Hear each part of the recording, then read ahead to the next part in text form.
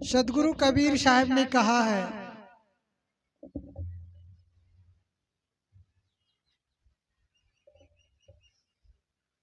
सबते लघुता भली, लघुता ते सब होए। जस दुतिया को चंद्रमा, शीश नवै सब कोय।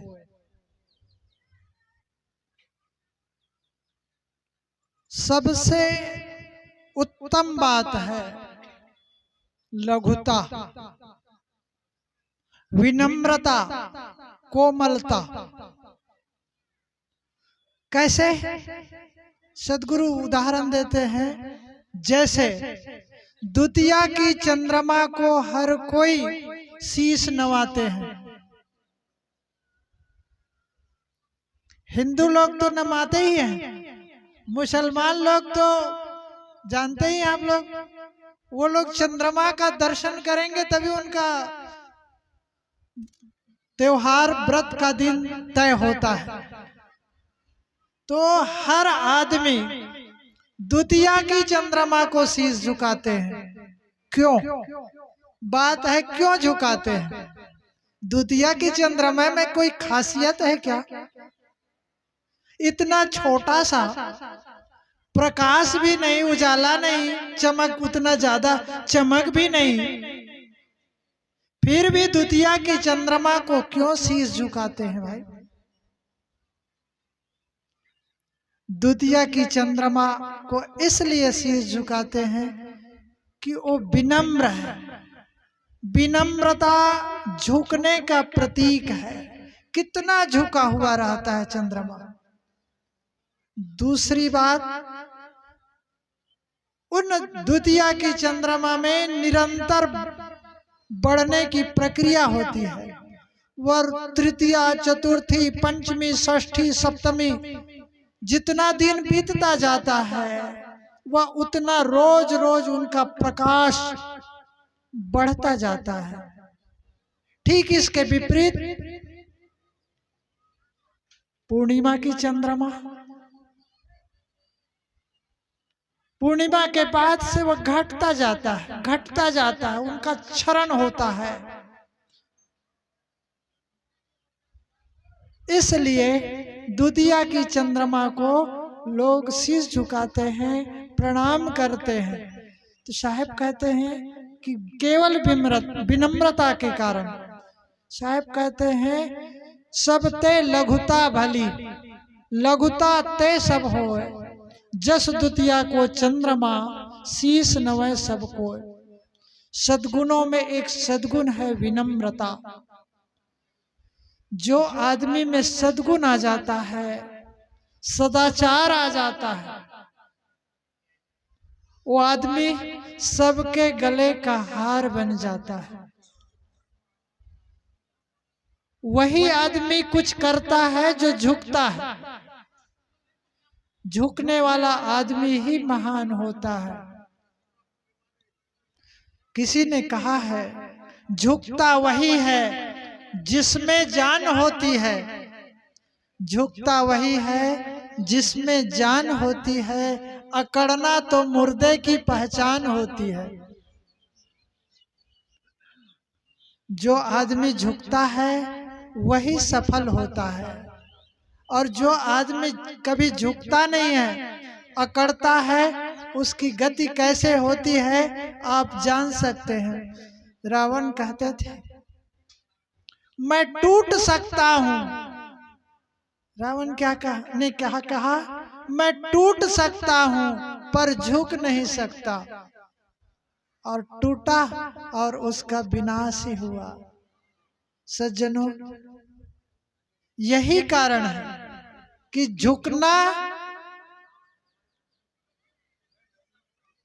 झुकते वही हैं जिसमें जान होती है। अकड़ना मुर्दे की पहचान होती।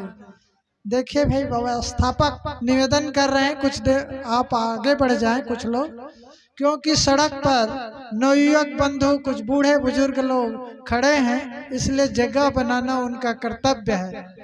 आप लोग उनके निवेदन को स्वीकार करें। सरकते भी रहें और सुनते भी रहें। तो साहब कहते हैं सब ते लघुता भली, लघुता ते सब होए, जस दुतिया को चंद्रमा, शीश नवै सबको। जो आदमी झुकता है, जो आदमी विनम्र होता है, वह हर जगह सफल होता है। तराजू में दो पल्ला हुआ करता है। आज के तराजू में, इलेक्ट्रॉनिक तराजू में तो एक ही पल्ला होता है, लेकिन अभी भी दो पल्ला वाला तराजू कहीं गया नहीं है। अभी व्यवहार में बहुत कुछ है। जो तराजू का पलड़ा झुक जाता है, उधर वजन माना जाता है। ठीक इसी प्रकार जो आदमी झुकता है वही बड़ा होता है। आप झुकते हैं, ये नहीं कि आप छोटे हो गए, झुकता है वही बड़ा होता है। पेड़ में आप देखते हैं, पेड़ में जिस डंगाली में फल होता है वही डंगाली झुकती है, और जिसमें पेड़ नहीं होते, जिस पेड़ के डंगाली में फल नहीं होते हैं वो उठा रहता है।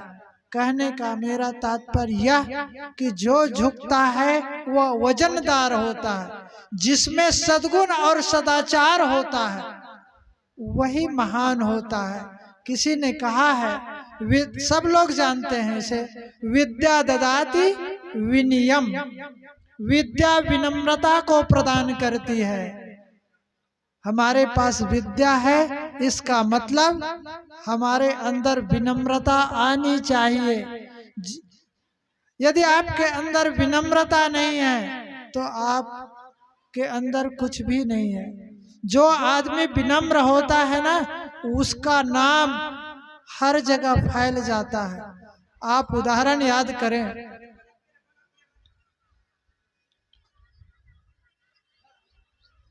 हनुमान के लिए कहा जाता है कि हनुमान छोटी जाति में जन्म लिए थे। एक्यूरेट पता नहीं है भाई मुझे, लेकिन जहां तक लोग कहते हैं कि हनुमान जी आदिवासी परिवार में से आते हैं। रामायण की कथा आप जानते हैं।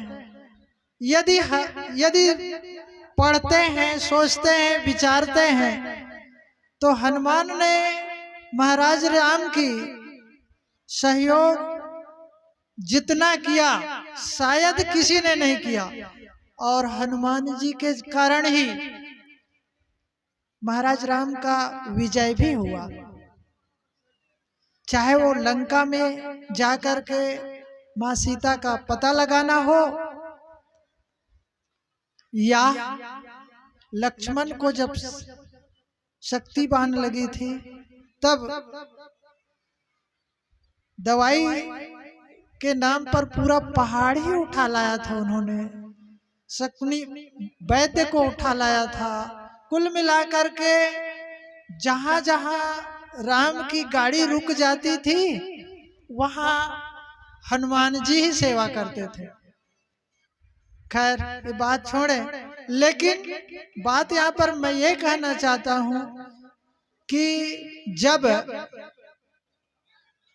लंका विजय करने के बाद महाराज राम अयोध्या पहुंचे तो उनके सेना में जो बानर, भालू, रीछ, गिद्ध आदि जो भी थे सबको कुछ पद दे रहे थे महाराज राम, और कह रहे थे कि सबको एक एक पद देना है, और देते जा रहे थे। हनुमान से भी उन्होंने कहा, हनुमान तुम भी कुछ पद ले लो। हनुमान ने हाथ जोड़ा और कहा, प्रभु मुझे सेवा की ही रहने दीजिए, कोई पद मुझे मत दीजिए। हनुमान क्या कहते हैं, प्रभु मुझे सेवा की ही रहने दीजिए, कोई पद मत दीजिए। जब पूज्यवर गुरुदेव जी पधार रहे हैं, आप लोग बहुत देर से बैठे हुए हैं, 1 मिनट के लिए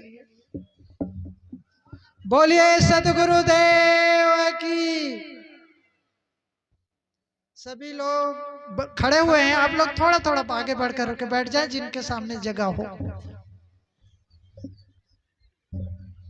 माताएं कितनी डट करके बैठी हुई है, भाइयों से कितने बार व्यवस्थापक बंधु जा जा करके कह रहे हैं, फिर भी वो नहीं मान रहे हैं।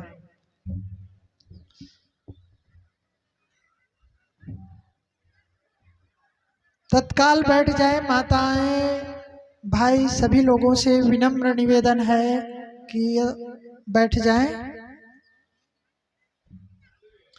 मैं अपनी कहानी समाप्त कर दूं। पूज्य गुरुदेव जी पधार चुके हैं। तो हनुमान जी ने कहा कि मुझे कोई पद नहीं चाहिए प्रभु, मुझे सेवा की ही रहने दीजिए। महाराज राम ने कहा, हनुमान तूने बहुत काम मेरा किया है और मेरे संतोष के लिए तुम कुछ तो पद ले लो। तो हनुमान जी क्या कहते हैं, प्रभु आप कहते ही है ना, तो मैं एक पद नहीं लूंगा, मैं लूंगा तो 2 पद लूंगा।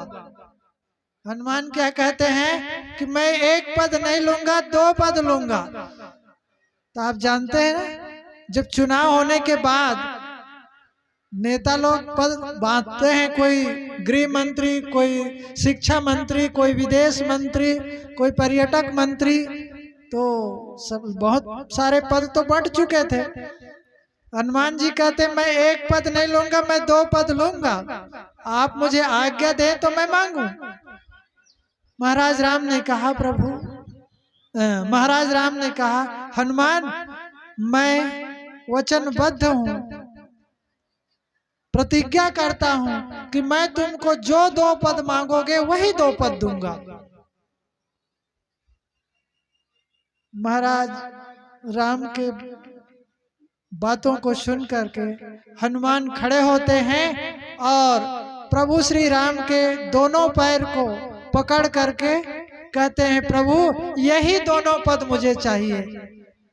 सज्जनों, ये दोनों पद विनम्रता का प्रतीक है, बाहर का कोई पद नहीं चाहिए। इतना काम करते हुए इतना विनम्र होना, कारण यही है कि आज हनुमान हर गांव हनुमान की मूर्ति या हनुमान का मंदिर लगभग गांव में मिल जाएंगे, राम का उतना नहीं मिलता है। तो विनम्र आदमी का जीवन में उनका नाम तो होता ही है और उनके जीवन में शांति सुख का भी संचार होता है। तो मैंने सदगुरु कबीर साहब का एक साखी कही कि सब ते लघुता भली, लघुता ते सब होय, जस दुतिया को चंद्रमा, शीस नवय सब कोय। इन्हीं शब्दों के साथ मैं अपने वाणी को विराम देता हूँ।